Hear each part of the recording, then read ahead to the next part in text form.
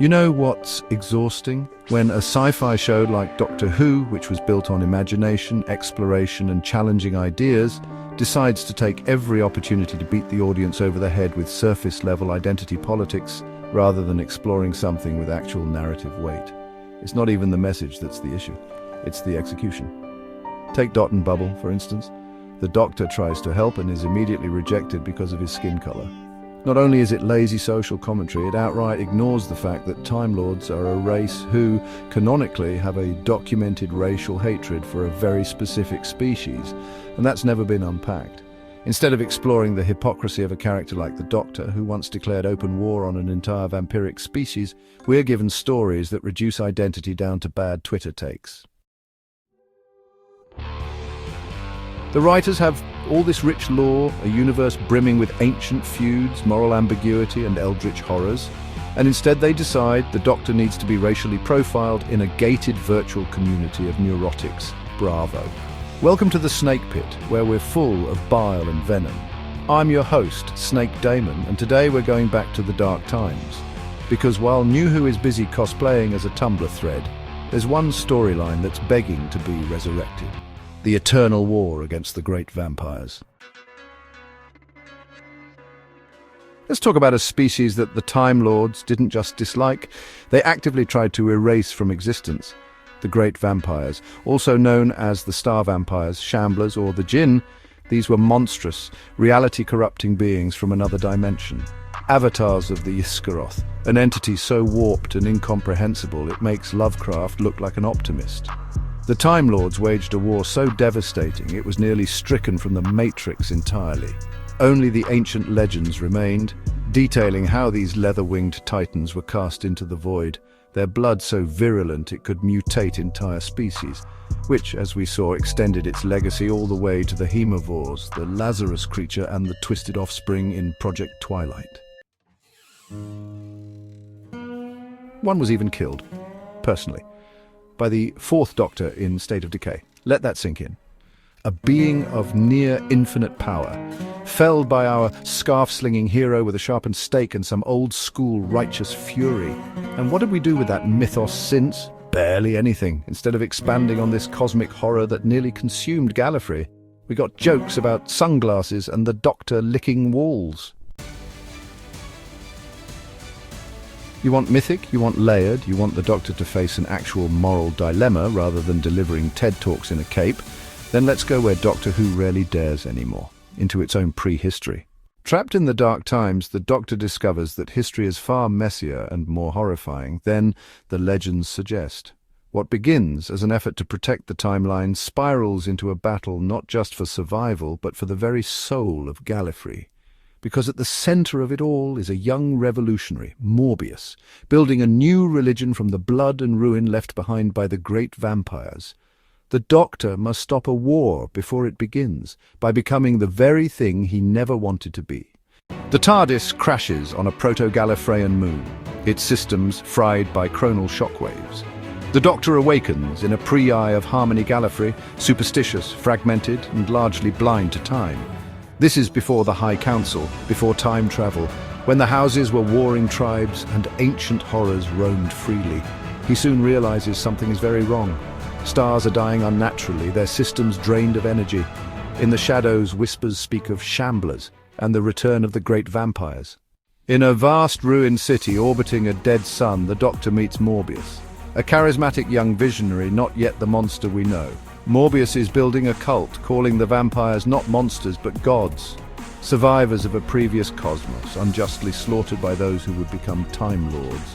He preaches that Gallifrey's future lies not in logic or restraint, but in blood and glory. He sees the Doctor, cloaked in mystery, clearly a Time Walker, as a herald of the return. And the terrifying part?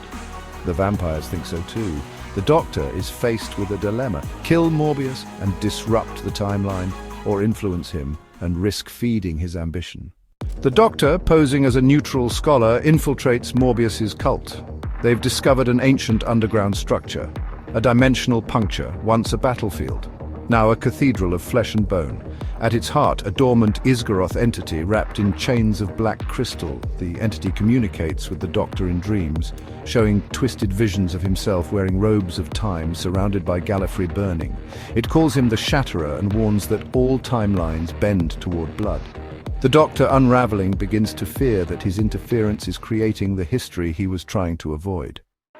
A splinter group within Gallifrey's houses, led by a paranoid warmonger named Rassilon, begins weaponizing knowledge stolen from Morbius's cult. Rassilon sees the vampires as a threat and an opportunity.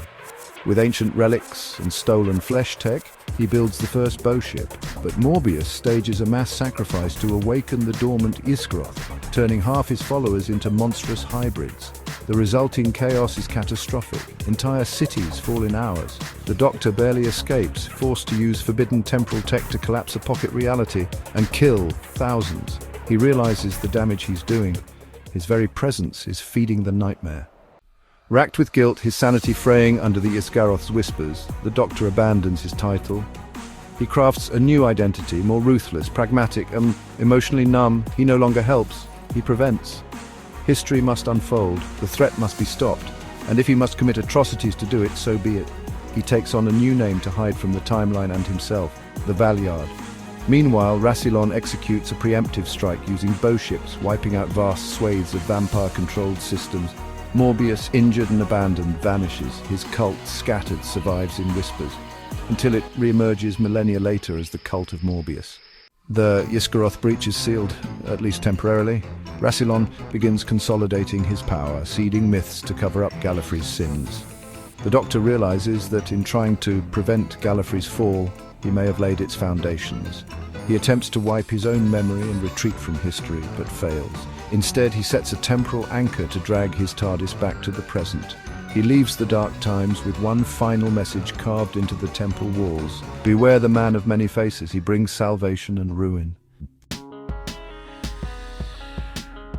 The great vampires as more than monsters. They are avatars of memory, trauma, and entropy. Their return is tied to remembering forbidden history. Morbius as a tragic figure, not just a tyrant, but someone shaped by myth, betrayal, and the Doctor's shadow. His transformation is tragic, not just evil. Gallifreyan mythology. The Time Lord's godlike image is revealed to be a cover-up of blood sacrifice, paranoia, and ancient sins. The Valeyard, not a separate being, but a title the Doctor once chose in the darkest hour. His future villainy isn't corruption, it's recursion.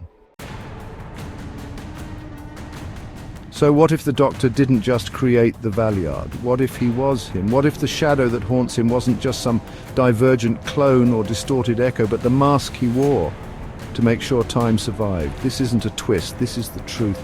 Buried so deep even the Doctor can't admit it, that he bled for Gallifrey before they ever gave him a name, that he killed to protect the timeline before he even understood it, that everything the Time Lords became started with him, and it's no wonder he buries it. So next time you see him grandstanding in a rainbow coat or preaching on a space cliff, just remember, this is the man who sacrificed civilizations before they even invented writing. The man who made Rassilon flinch. The man who called himself Valeyard. But hey, let's not explore that in the show. We've got bubble cities and awkward TikTok dialogue to get through.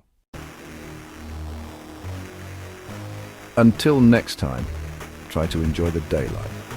Thanks for dropping by the Snake Pit, where we thrive on untapped potential and lost opportunities. Don't forget to subscribe and hit that bell, like the video, and leave your opinions in the comments, where naturally I won't read them.